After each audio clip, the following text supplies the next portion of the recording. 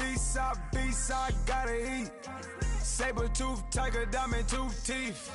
Rockin' right now, won't you come peep? I was outside. The way that shake, leave your mouth wide. You need to say grace for you say thanks. Amen, amen.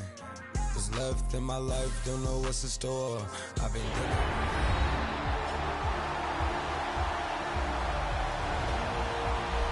We welcome you back to First Energy Stadium here on the lakefront in Cleveland. We're in the first quarter of play, and it's the Browns in control of the football.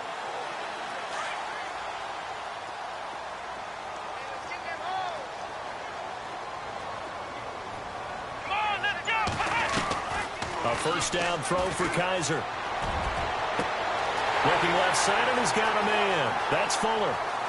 And he'll take it into the end zone for a Browns touchdown. Will Fuller, 64 yards. And the Browns are within an extra point of tying this thing up.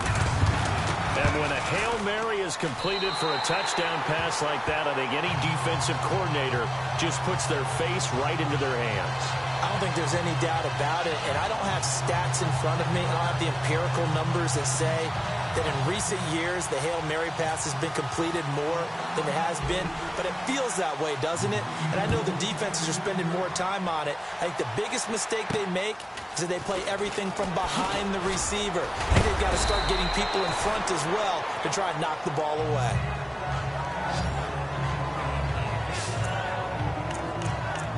Here comes Ben Roethlisberger and the Steeler offense back onto the field. And he had the touchdown on the last drive, also 4 for 4. Very, very effective. What does he need to do to translate that forward into this drive? Not think that what he saw in coverages last time is exactly what he's going to get again. He's got to play ahead and start thinking to himself, okay, we just did that. What are they going to take away now? What do we go to as a counter? And continue to encourage his offensive line to continue to give him time. They were really good on the last drive.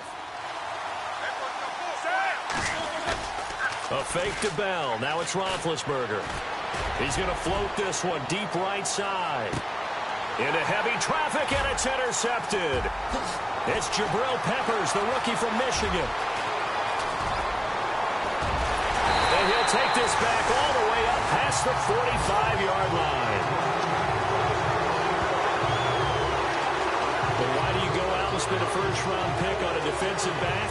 Plays like that. The rookie gets his first interception. You have to have guys who can limit the other team's number of plays run and possessions. And no better way than an interception. And what a great way to break into the league. And he'll fight his way forward to about the 48-yard line. Just a yard on the pickup there, and it'll bring up a 2nd and 9. Well, they didn't get a whole lot out of that one, but I think you've got to continue to try and run it and try and keep the defense honest. You mean, or also just sit back, dare you to throw it on every down? Yeah, you get your quarterback hit a lot that way, too. And after the play on the ground, that brings up 2nd down here. Let's go! Brand 38! Brand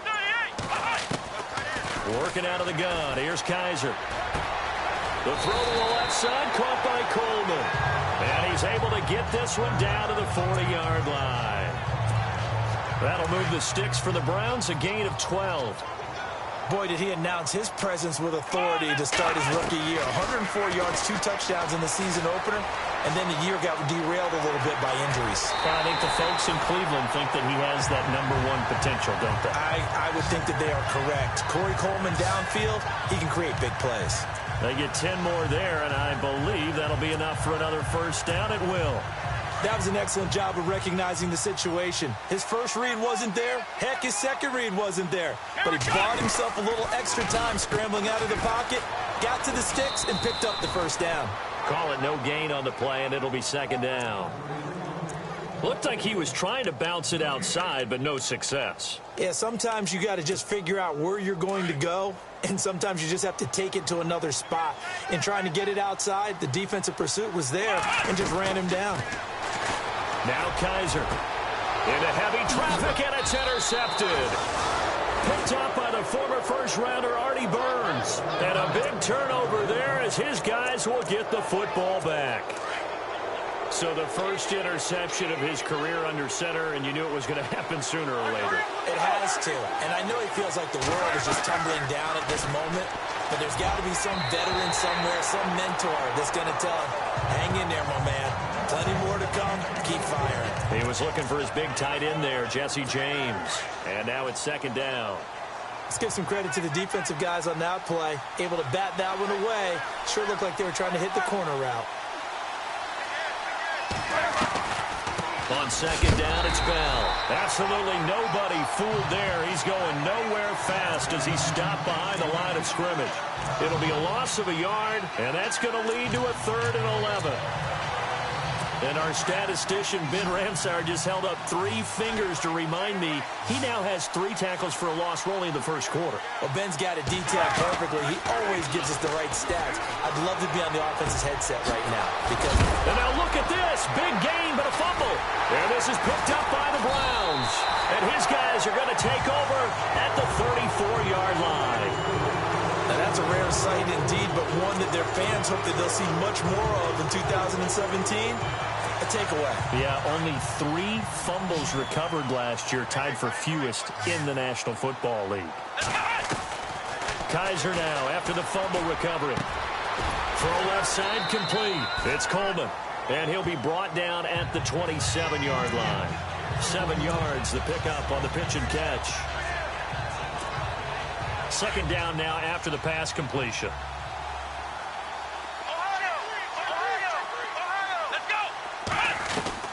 From the gun, Kaiser. Eluding the pressure right. The rookie first-rounder David Njoku with it. Back with Charles Davis. I'm Brandon Gaulton. And the defense with their backs against the wall a little bit here as the offense is in the red zone.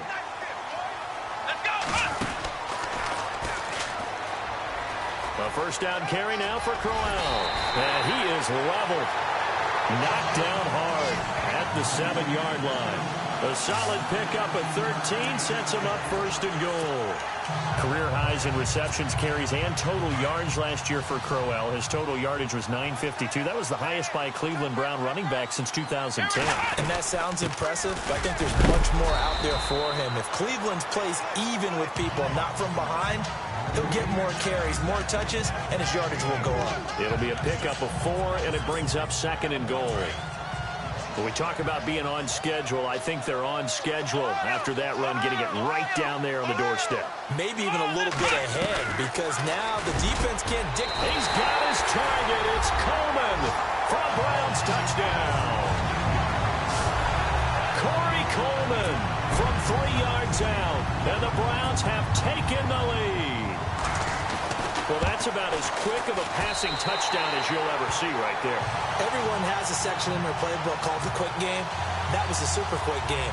Out of the hands of the thrower, bam, right to the receiver, successfully for a touchdown. How in-depth is that quick game part of the playbook? It's pretty in-depth because people want the ball in the hands of the quarterback into the playmaker's hands downfield as fast as possible. There are a lot of plays, a lot of options involved with that.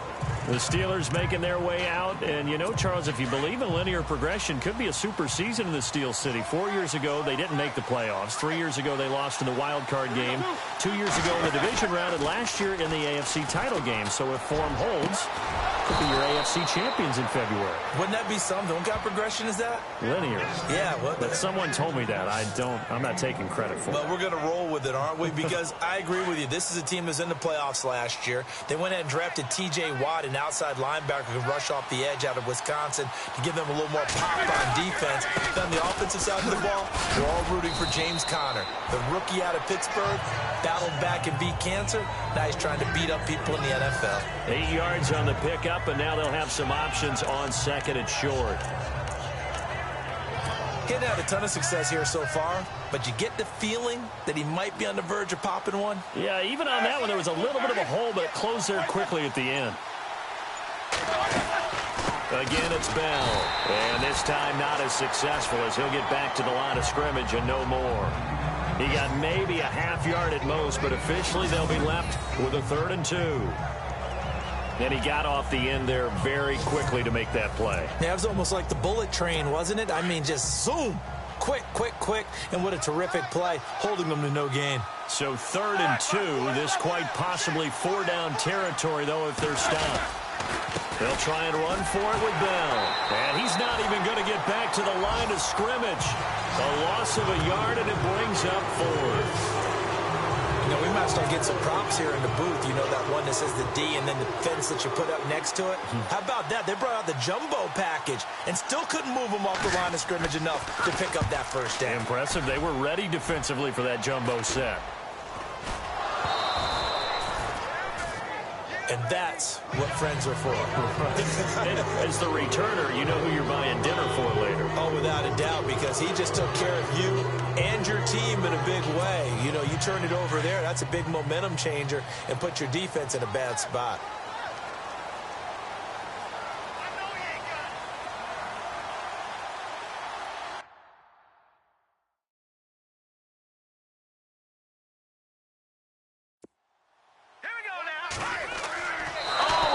Is going to wind up a safety.